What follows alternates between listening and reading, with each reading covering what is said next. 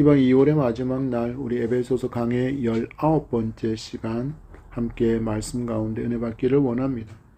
모두 6장으로 기록된 에베소서는 반을 나누어서 바울이 말하는 주제가 명확하게 달라지는 것을 볼 수 있고, 우리가 계속해서 주목해 온 것처럼 우리는 에베소서의 말씀을 마주할 때 잊지 말아야 할 질문이 있다는 것도 살펴보았습니다. 그것이 무엇입니까? 나는 왜 여기에 있는가라는 질문입니다. 에베소 성도들에게 주어진 질문이었기도 하고 또는 우리에게도 주시는 질문이기도 합니다. 그들의 입장에서 보십시오. 이방인이었던 내가, 헬라의 신들을 숭배하고 음란의 도성 한가운데 살던 내가 왜 유대에서 시작되어진 기독교를 믿고 왜 33살에 십자가에 달려서 죽은 그 예수 그리스도를 나의 구주로 믿게 되었는가라는 그 질문 가운데 그들은 있을 수밖에 없었다라는 것입니다. 이는 성도인 우리에게도 같이 적용해야 할 질문입니다. 한국이 얼마나 많은 우상을 가진 나라입니까? 자연 경관이 아름다운 곳에는 꼭 우상의 제단인 절간이 있고, 또 군데군데 무당이 만들어 놓은 우상의 제단이 넘쳐납니다. 새 아침의 모습을 떠올려 보십시오. 매일 떠오르는 태양인데도 불구하고 그 날에는 특별하다고 여겨서 복을 빌지 않습니까? 정을 대보름이면 거대한 달집을 태우며 또 거기에 복을 기원합니다.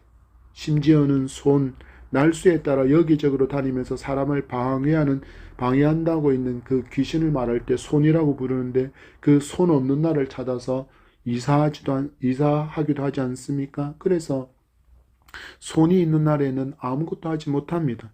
길이를 점치고 또 그날을 맞춰서 이사를 하고, 결혼할 땐 또 뭘 봅니까? 사주 팔자가 맞아야 한다라고, 그렇게 맞아야 잘 산다고 믿기에 사주가 안 좋게 나오면 결혼을 반대하는 그런 나라에서 살던 우리가 이제는 예수 그리스도를 믿고 무엇을 얻게 된 성도가 되었습니까? 자유를 얻은 성도가 되었습니다. 이런 우리에게 사도 바울은 3장까지의 말씀으로 기독교 신학을 에베소 성도에게 가르치고 있는데, 그 주제가 무엇이었냐면 그리스도인은 어느 위치에 있는가, 그리고 그리스도인에게 주어진 그 특권은 무엇인가에 관한 내용이었습니다. 그리고 4장에서 6장에는 그리스도인의 행위, 곧 그리스도인의 책임에 관련된 내용을 가르치고 있습니다.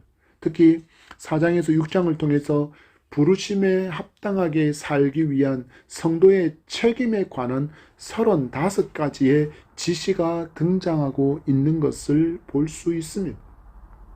이와 같은 말씀을 바탕으로 우리가 살펴볼 때 결국 우리가 예수 그리스도를 믿는다라는 것은 예수 그리스도를 닮아가는 것이고 예수님처럼 살아가야 한다는 의미라는 것을 성도는 기억해야 합니다. 그래서 성도가 예수님을 믿는다고 신앙 고백을 한 이후에 성도에게는 말씀에 더 철저하게 순종해야 할 순종의 책임이 반드시 있다라는 것을 사도 바울이 가르치고 있습니다.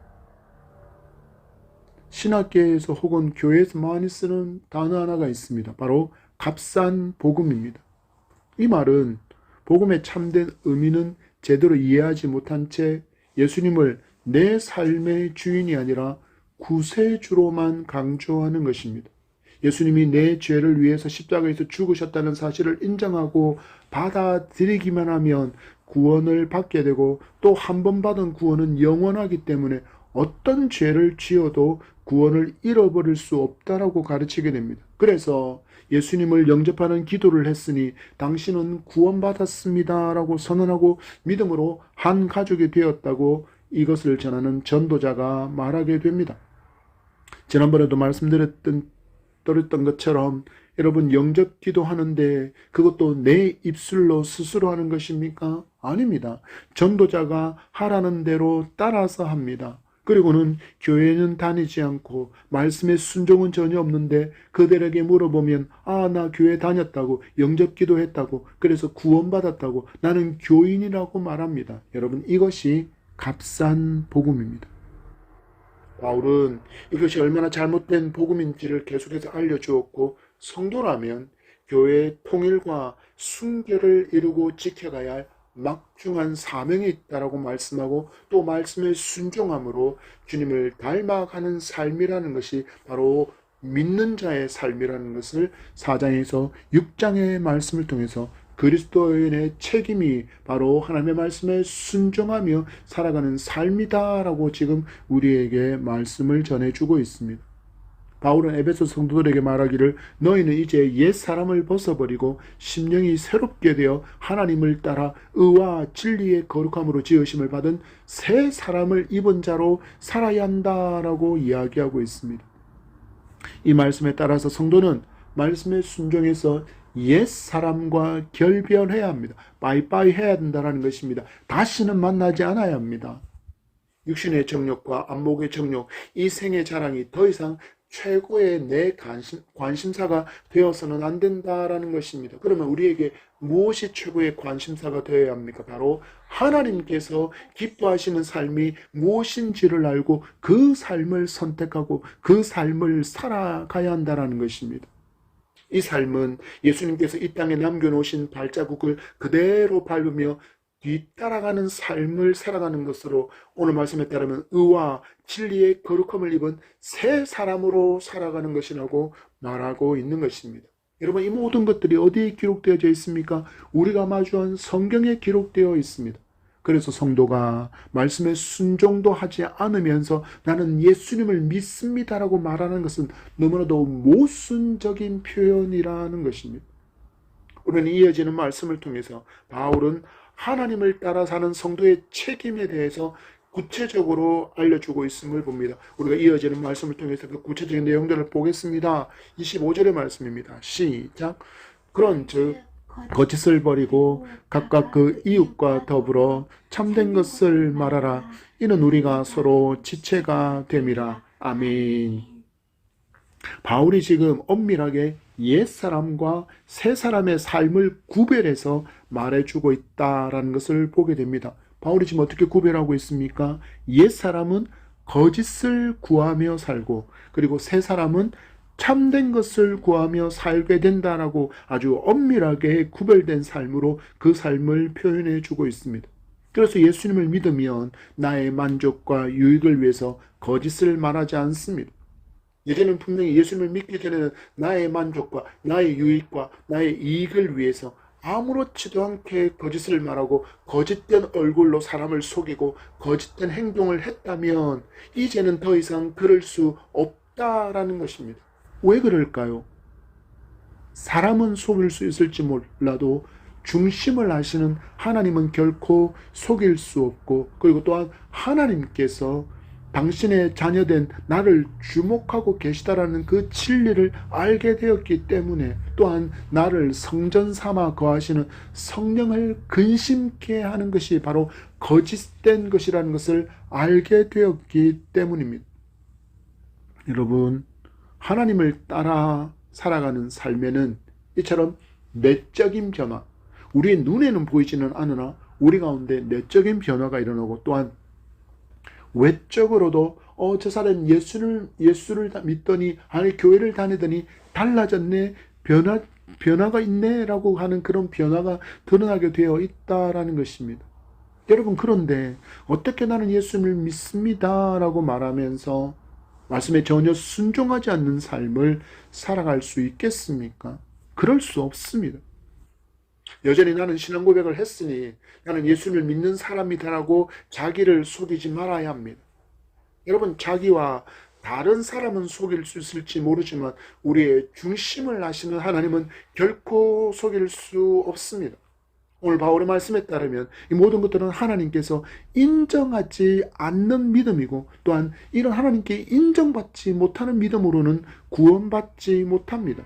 여러분, 구원자이신 예수님이 말씀하셨습니다. 마태복음 7장 21절 말씀에 나더러 주여 주여 하는 자마다 다 천국에 들어갈 것이 아니요 다만 하늘에 계신 내 아버지의 뜻대로 행하는 자라야 들어가리라. 아멘. 이게 누구의 말씀입니까? 우리의 구원자이신 예수 그리스도의 음성입니다. 뭐라 말씀하셨습니까? 하늘에 계신 내 아버지의 뜻대로 행하는 자라야 천국에 들어가리라 말씀하셨습니다. 여러분, 이것이 성경이 말씀하는 구원입니다. 나 예수님 믿어요. 나 예수님 믿어요. 그런데 그 고백에 반드시 뒤따라야 하는 삶이 있으니 곧 하늘에 계신 내 아버지의 뜻대로 행하는 순종은 필수다라고 주님이 지금 말씀하고 있다라는 것입니다. 그럼 여기서 내 아버지의 뜻이 무엇입니까? 이것은 하나님의 말씀에 순종하는 것입니다. 무엇이라고요? 하나님의 뜻은 하나님의 말씀에 순종하는 것입니다. 여러분, 왜 이렇게 살아야 합니까?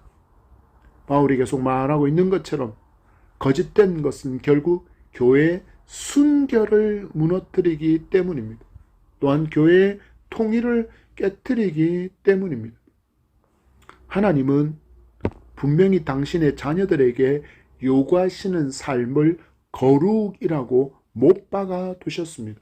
레위기 11장 45절 말씀에 나는 너희의 하나님이 되려고 너희를 애굽 땅에서 인도하여 낸 여호와라 말씀하십니다. 내가 거룩하니 너희도 거룩할지어다. 내가 거룩하니 너희도 거룩할지어다. 이것이 하나님의 요구였다라는 것입니다. 너희들이 나의 자녀라면 너희들은 이러한 삶을 살아야 하는데 내가 거룩한 것처럼 너희도 거룩해야 돼라고 말씀하십니다. 이스라엘을 저 더러운 음란의 도성이었던 애굽에서 구원하신 목적이 무엇이라고 말씀하십니까? 당신의 백성들이 하나님을 닮은 거룩한 자녀로 살아가는 것을 보기 위함이 바로 그 구원의 목적이었다라고 이야기합니다. 여러분, 자녀가 부모를 닮는 것은 너무나도 지극히 자연스러운 모습이 아닙니까? 그 DNA를 다 이어받았기 때문에 그 부모의 모습을 닮는 것은 너무나도 당연합니다. 그런데 이 거룩하신 하나님을 닮지 않고 거짓을 따른다면 우리는 하나님이 아니라 지금 마귀를 따르고 있다는 것을 분명히 깨달아야 합니다. 요한복음 8장 44절에 주님 말씀하셨습니다. 너희는 너희 아비 마귀에게서 났으니 너희 아비의 욕심대로 너희도 행하고자 하느니라. 그는 거짓말장이요 거짓의 아비가 되었습니다. 거짓말하는 사람의 아버지가 누구라고요? 하나님이십니까? 아니요. 그분은 거룩하시기 때문에 그분은 거짓이 없으십니다. 그런데 거짓이 있다 그러면 그것은 누구의 자손이기 때문에 그렇게 행한다라는 것입니까? 바로 거짓의 아비인 마귀의 종이 되었기 때문에 그 마귀의 뜻에 따라서 그 마귀처럼 행하고 있다라는 것입니다.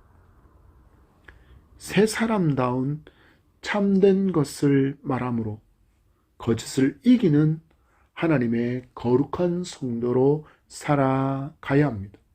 이 삶을 통해서 바울이 계속해서 이야기하는 것처럼 우리는 교회의 순결과 교회의 통일을 지켜갈 수 있기 때문입니다. 그래서 우리에게서 무엇을 버려야 합니까? 거짓을 버리고 우리는 무엇을 선택해야 합니까? 참된 것을 말하는 성도가 되어야 될 줄 믿으시기 바랍니다. 26절의 말씀입니다. 시작. 분을 내어도 죄를 짓지 말며 해가 지도록 분을 품지 말고 27절까지입니다. 마귀에게 틈을 주지 말라. 아멘. 바울은 이야기합니다. 바울은 분을 해가 지도록 품고 있는 것으로 인해서 누구한테 틈을 주게 된다고요? 마귀에게 틈을 준다라고 경고합니다. 여러분, 말씀이 지금 이끌어가는 바를 잘 주목해 보시기 바랍니다. 말씀합니다. 분을 내어도 죄를 짓지 말라. 여기서 말하는 분은 어떤 의미의 분인지에 대해서 말하고 있는지 우리는 알아야 합니다. 모든 분노를 이야기하는 것일까요? 그렇다면 모든 사람에 대해서 우리는 모든 상황에 대해서 언제라도 분노하는 것이 성도에게도 가능하다라고 여길 수밖에 없을 것입니다. 왜? 해가 지기 전까지만 분노하지 않으면 되니까. 그러나 여기서 말하는 분은 의분에 해당한다고 말할 수 있습니다. 왜 그렇게 말할 수 있습니까? 바로 바울이 기록한 에베소서를 수신하는 사람들은 이미 예수 그리스도를 구주로 고백한 성도이기 때문입니다. 그래서 바울은 하나님과 예수님께서 보여주신 그 죄에 대한 깊은 분노를 말씀하고 있습니다. 그것이 바로 의분입니다. 그런데 바울은 이러한 의분이라 할지라도 죄가 될 정도로 품어서는 안 된다라고 정확하게 분명하게 말하고 있습니다. 여러분, 우리가 언제 우리가 의로운 분노를 일으킵니까? 바로 우리의 하나님이 모독을 당하실 때 우리는 분노해야 합니다. 그리고 누군가가 불의를 행하는 것을 볼 때 성도는 분노해야 합니다. 그러나 이 분노를 뛰어넘어서 적개심으로 나아가든가 혹은 교만함으로, 증오로, 혹은 독선으로 넘어가지 않도록 바울은 그 분노를 어떻게 하라고 이야기합니까? 해가 지기 전에 그 분노를 다스리라고 말하고 있습니다. 여러분, 요즘 시대를 보십시오. 분노 조절 장애 시대라고까지 사람들이 표현하고 있습니다. 너무나도 많은 사람들이 묻지마 범죄를 저지르기 때문입니다. 그냥 길 가는 사람을 폭행하고 흉기로 찌릅니다. 나랑 일면식도 없고 아무런 원한도 없는 사람을 자기 분노 표출의 대상으로 삼아버린 것입니다. 이 피해자들은 폭력을 휘두르는 바로 그 사람 옆에 있었다는 이유로 피습과 폭행을 당한 것입니다. 또 어떤 사람이 있습니까? 자기 분노를 억제하지 못하고 공공장소에서 고래고래 자기의 불만을 소리치는 사람도 너무 많습니다. 여러분, 이런 모습이 교회 밖에만 있습니까? 안타깝게도 교회 안에도 있습니다. 세상 사람뿐 아니라 성도도 좀처럼 분을 참지 못합니다. 교회 안에서 얼마나 많은 분노가 아무렇지도 않게 표현됩니까? 그리고 분을 해가 지도록 품지 말라는 명령은 싹 잊어버리고는 그 사람을 향한 분노를 수년, 길게는 수십 년 동안 그 분노를 다스리지 않고 있습니다. 그래서 그 옛날과 비슷한 상황만 연출되면 그 과거의 일을 또 오늘로 끌고 와서는 막 분노를 표출합니다. 그리고 이러한 분노는 결국 무엇으로 이어질까요? 다툼과 분쟁으로 이어집니다. 여러분, 좋은 말도 3번 들으면 기분 나쁘다라고 표현하는 시대인데, 기분 안 좋은 말을 그 오래전의 사건을 오늘 또 끌고 와서, 그리고 다음 날에도 끌고 와서, 그 다음 날에도 끌고 와서 그것을 주제로 삼고 분노를 표출하고 비난한다면, 그 분노를 당하고 비난당한 사람이 처음에는 미안한 마음을 갖겠지만 2번, 3번, 4번 계속해서 이어지면 그것도 분노하게 된다라는 것입니다. 그럼 결국 어떤 일이 일어난다고요? 분쟁으로, 다툼으로 이어지게 된다라는 것입니다. 의분이라 할지라도 죄를 짓지 않도록 해가 지도록 품지 말라는 명령에 불순종하니 그 다음 말씀이 그에게 혹은 나에게 현실이 되어버린다라는 것입니다. 어떤 현실이 됩니까? 분노로 인해서 마귀에게 내 마음의 틈을 줘버리고 마귀에게 내 삶의 주도권을 그냥 던져준 그런 꼴이 되어버린다라는 것입니다. 신명기 24장에서도 해가 지기 전까지 하나님과 사람에게 잘못한 것에 관해서는 반드시 시정해야 할 것을 명령하고 있다는 것도 성도는 분명히 교훈으로 붙들어야 할 것입니다. 여러분, 우리 안에 누군가를 향한 분노를 그대로 남겨두면 그 분노가 내 마음을 점점점 태우기 시작하고, 그래서 내 마음에서부터 연기가 납니다. 연기가 나면 어떤 일이 생길까요? 그 연기가 빠져나가기 위한 어떤 구멍이 생기지 않겠습니까? 그 틈으로 뭐가 기어 들어온다고요? 마귀가 달라붙어서, 그래서 그 불꽃이 타올라서 증오가 되어버리게 된다라는 것입니다. 그럼 어떤 일이 일어날까요? 내 영혼이 죽어버립니다. 여러분, 성도의 영혼이 죽었다라고 할 때 무엇을 보면 알 수 있을까요? 바로 기쁨이 사라져 버립니다. 감사가 사라져 버립니다. 이거 두 개만 점검해도 내 영혼의 지금 상태를 정확하게 알 수 있습니다. 나는 하나님으로 인하여 감사하고, 나는 하나님으로 인하여, 나의 구원으로 인하여, 그분으로 인하여 나는 기쁜가? 라고 질문을 해봤을 때 내가 기쁨이 없고 감사가 없다면 내 영혼은 지금 심각하게 불타오르고 있다는 것을 여러분 분명하게 기억해야 합니다. 이처럼 불순종으로 인해서 다스리지 못한 분노는 자기는 물론 교회의 통일을 깨뜨리는 아픔을 가져오게 된다는 것을 성도는 잊지 말아야 합니다. 그래서 어떻게 해야 합니까? 참된 것을 말해야 하고, 또한 참된 진리를 따르는 순종으로 사랑의 열매 맺기를 힘쓰는 적극적인 순종의 삶을 살아야 합니다. 28절의 말씀을 보십시오. 시작. 도둑질하는 자는 다시 도둑질하지 말고 돌이켜 가난한 자에게 구제할 수 있도록 자기 손으로 수고하여 선한 일을 하라. 아멘.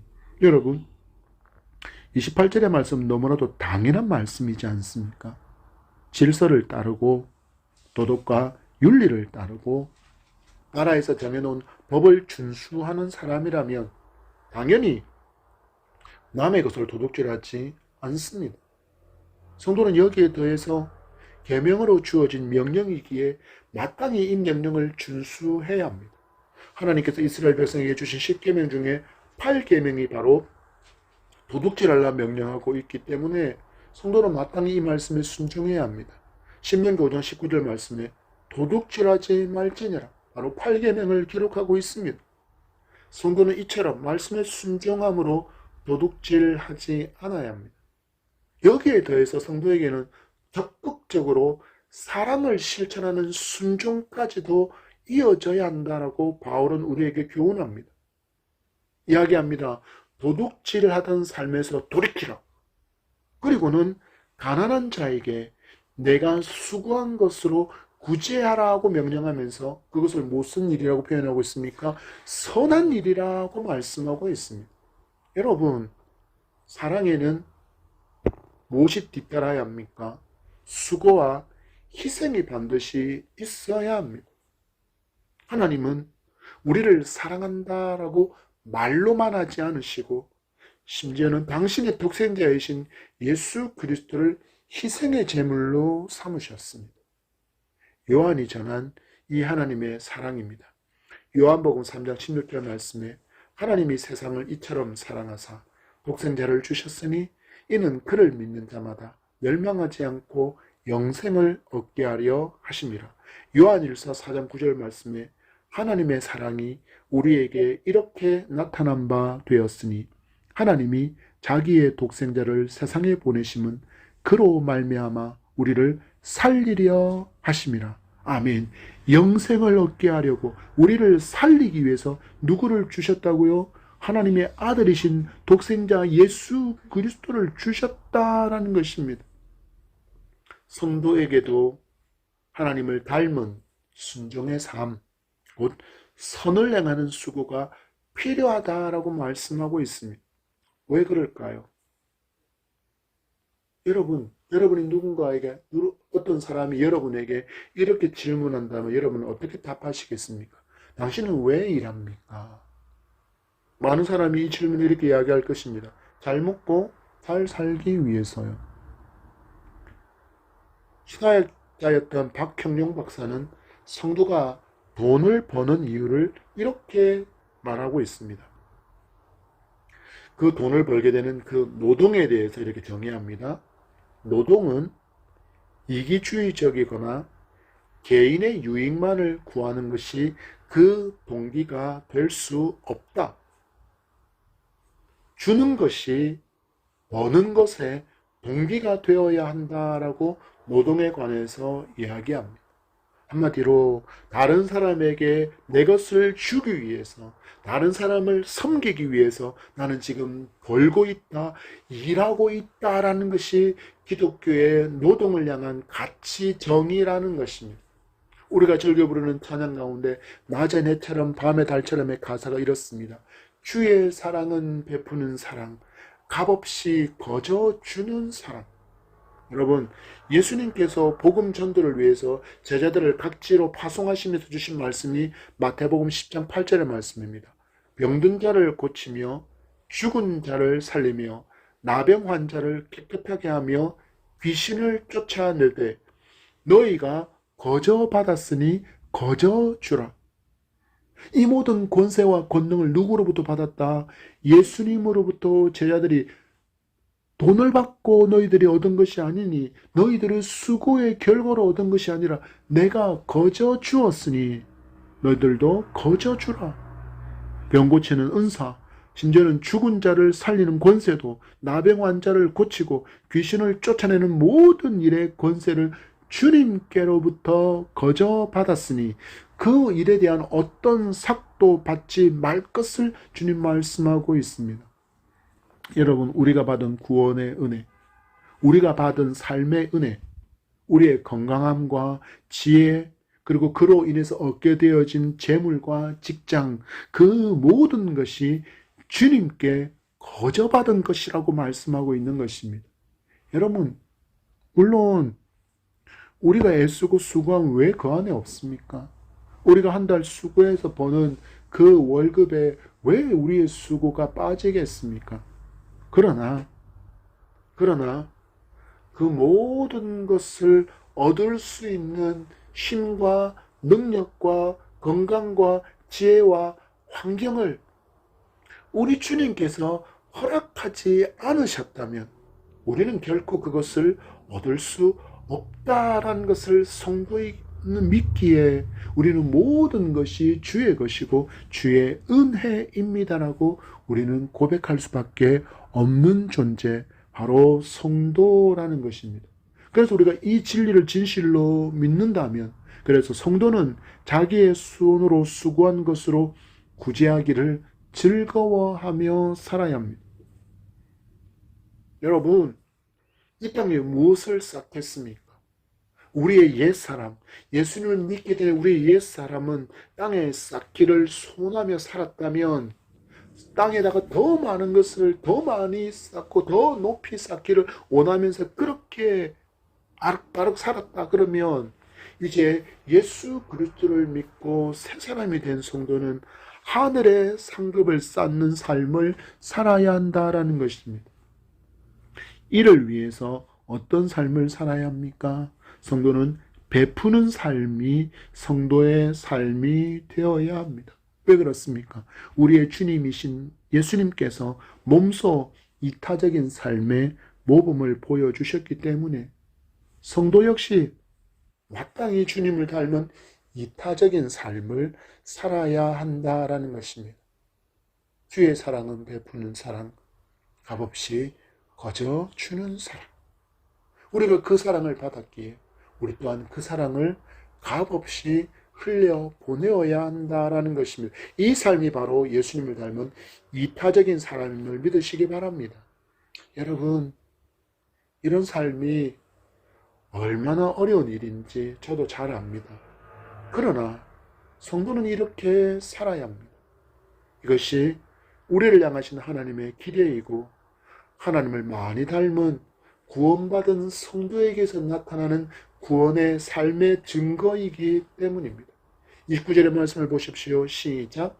무릇 더러운 말은 너희 입 밖에도 내지 말고 오직 덕을 세우는데 소용되는 대로 선한 말을 하여 듣는 자들에게 은혜를 끼치게 하라. 아멘. 바울은 계속해서 은혜로 구원받은 성도에게 요구되는 정결한 삶에 대해서 이야기하면서 말에 관한 교훈을 주고 있습니다. 무엇이라고 교훈합니까? 더러운 말은 너의 입 밖에도 내지 말고 덕을 세우는 선한 말로 은혜를 끼치게 하라고 말에 대해서 교훈 주고 있습니다.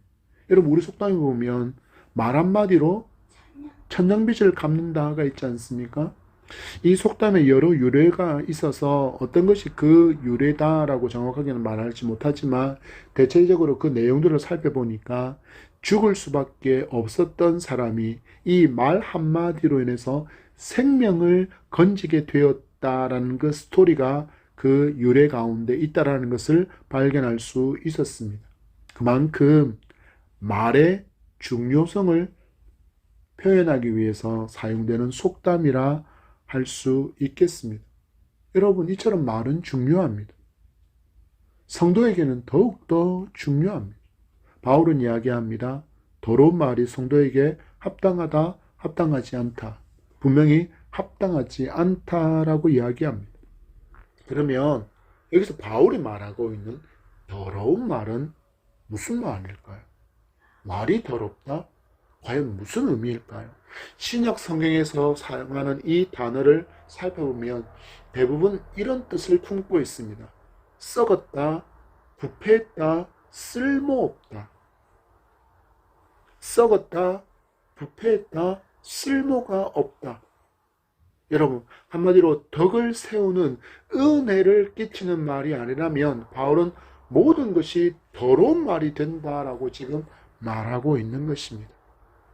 에베소서의 저자 바울은 골로새서에서도 이 말에 관한 교훈을 이렇게 주고 있습니다. 골로새서 4장 6절 말씀에 너희 말을 항상 은혜 가운데서 소금으로 맛을 냄과 같이 하라. 그리하면 각 사람에게 마땅히 대답할 것을 알리라. 아멘. 바울은 교훈합니다. 여러분이 하는 말이 소금으로 맛을 내는 것처럼 맛난 말이 되어야 한다라고 그렇게 교훈합니다.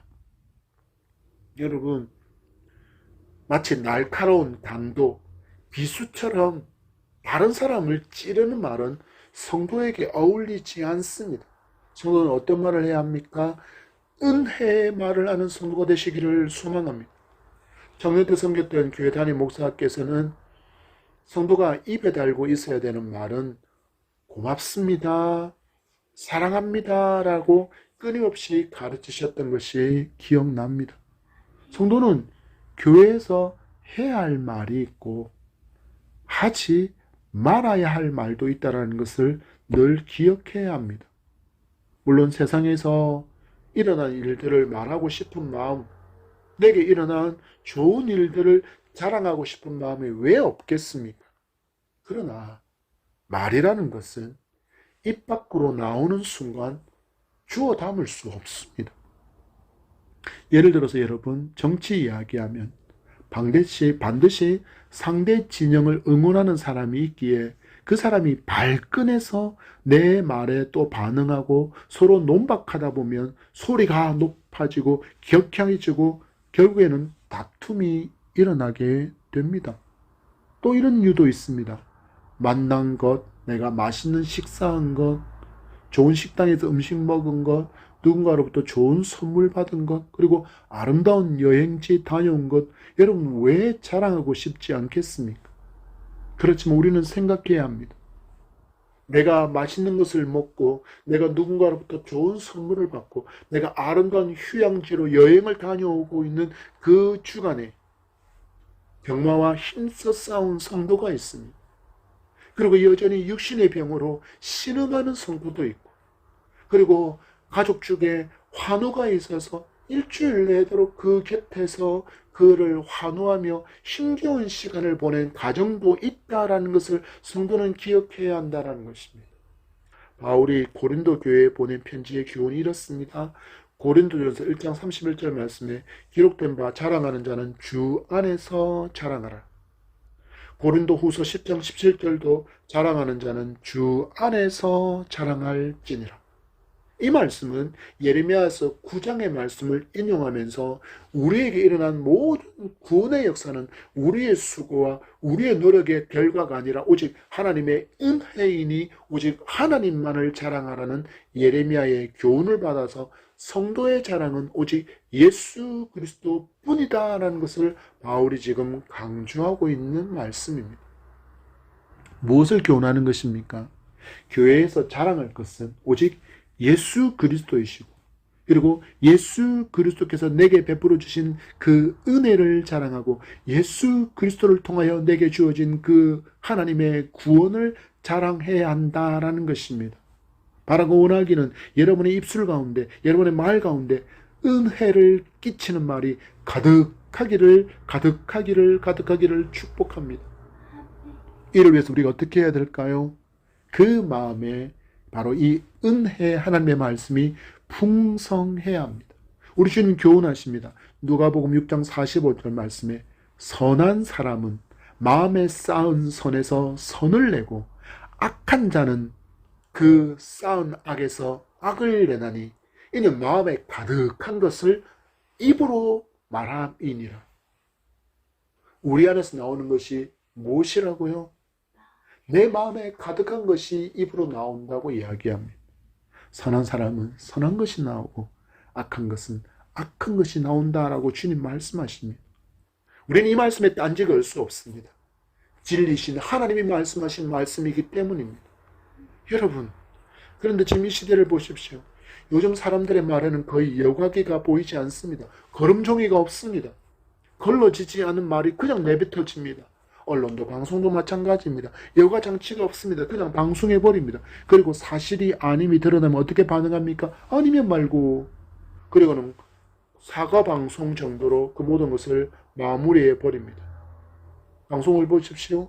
너무나도 거친 말이 많습니다. 너무나도 선정적인 말이 많습니다.